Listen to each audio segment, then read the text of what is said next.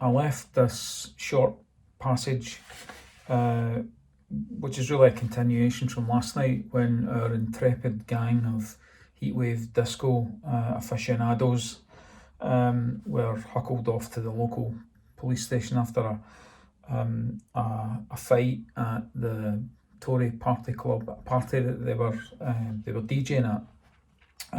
The reason I left this was it's a kind of link into the next chapter and the start of the third part of the book. It's a very short part, and here we go. This is episode 14. 26th of April 1982.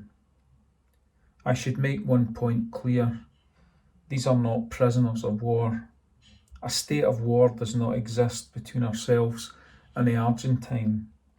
They are prisoners and they will be returned as soon as possible. We shall, of course, let their names and the state of health be known to their relatives as soon as possible. I understand that the commander of the Argentine forces on the island is already grateful for the prompt medical attention that was given to the one Argentine Marine who was badly hurt. Mrs. Margaret Thatcher, the Prime Minister. For the following 2 hours, statements were taken during a series of individual interviews. What had seemed like a bad joke to start with was rapidly becoming serious for Bobby, and more specifically for Jimmy. It looked like they were all in a corner they couldn't escape from. Numerous people had come forward at the end of the evening to offer testimony that the DJs provoked everyone at the party and had actually started the fighting. The manager confirmed that a considerable quantity of alcohol had then been stolen, and in perhaps the worst crime of all, an extremely valuable portrait with sentimental attachment had been damaged beyond repair. These were the charges facing Heatwave Disco's management and staff. At 7:30 the following morning, they were all released, having been cautioned but not fed. Bobby was notified that formal proceedings might follow in due course. Jimmy was informed that he'd be requested to attend a separate interview the following Monday. He could have a solicitor present. Joey was in a state of shock. He elected not to tell his mother, lying to her that as the party had gone on longer than expected, he'd gone back to Bobby's to sleep, rather than run the risk of waking her and his younger sisters.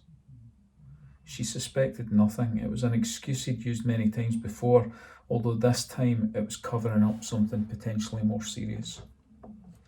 Having had his cigarettes returned to him, Hamish May offered everybody one, all accepted and lit up while still in the shadow of the imposing police station building. As they walked home, Bobby tried in vain to lighten the mood. At least we'll no be getting conscripted to go and fight against our dealers in Kempes then. At the minute I think I'd fucking rather have that, observed a pale Jimmy Stevenson. Part 3, an escalation of hostilities. What really thrilled me, having spent so much of my lifetime in Parliament and talking about things like inflation, social security benefits, housing problems, environmental problems and so on, is that when it really came to the test, what thrilled people wasn't those things. What thrilled people was once again being able to serve a great cause, the cause of liberty.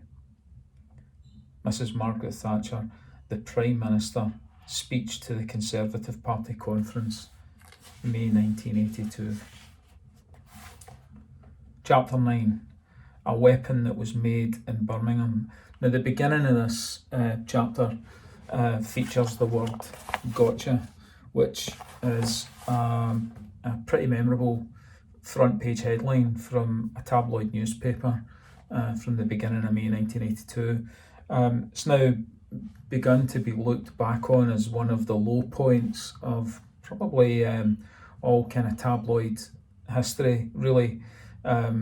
The kind of jingoistic celebration of the sinking of the Belgrano was probably, you know, in my memory anyway, the low point in the war, really. And, you know, the thing that kind of highlighted the absolute hypocrisy of the whole thing and the attitude of the governing party at the time.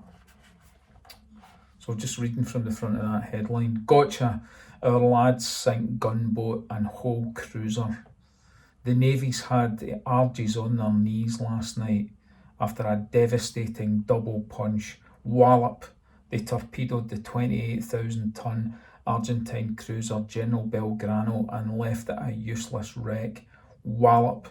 Task Force helicopters sank one Argentine patrol boat and severely damaged another. The Belgrano, which survived the Pearl Harbor attack when it belonged to the US Navy, had been asking for trouble all day. Tony Snow, news reporter for The Sun, aboard HMS Invincible. Harry folded his newspaper calmly, but inside he was raging. The jingoistic propaganda was obscuring the deficits of one of the most extreme and immoral governments in Harry's memory. Why couldn't others see it? That morning he realised things would never be the same. He would never buy The Sun again. Harry knew this was an act unlikely to bring down Rupert Murdoch's media empire. He doubted anything ever would. But it was a personal stand at least, and for a middle-aged man in the early 80s, set in his traditional working class ways, deep-rooted habits were extremely hard to break. Harry also knew that these headlines, and simply hiding the paper wouldn't avoid it, would exacerbate Ethel's fears for Gary when she turned on the television.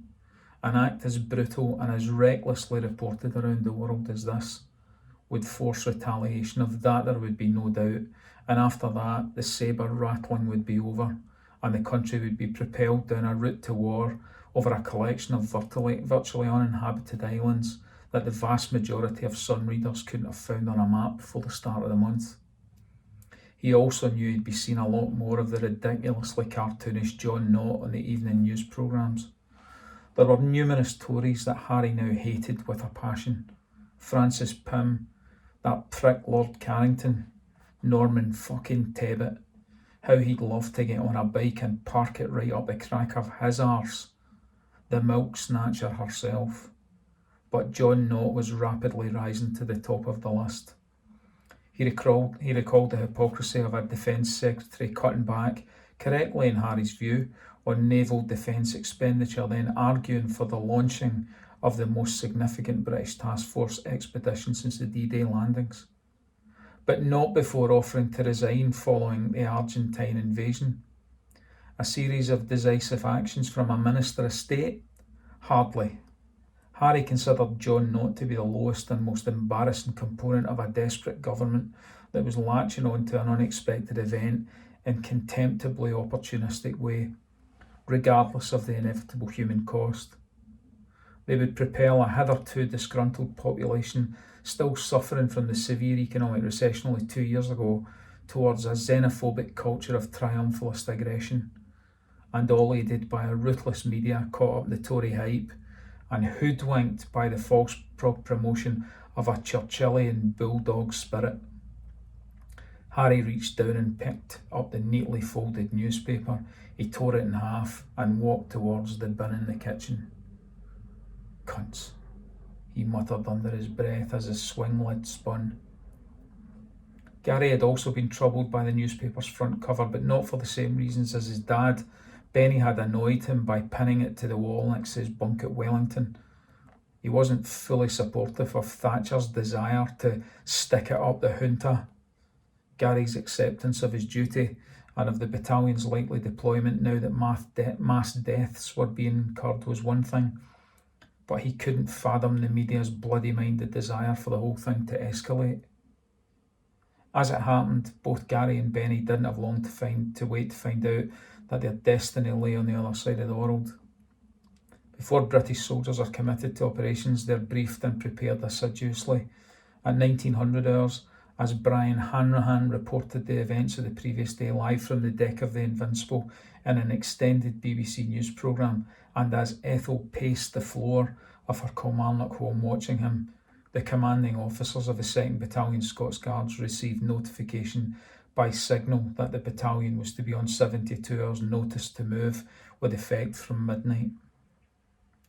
The signal had kicked off an impressive chain reaction of British Army largesse. It had been almost 6 weeks since the first British death in the conflict, and the preparation for deployment was becoming well practiced.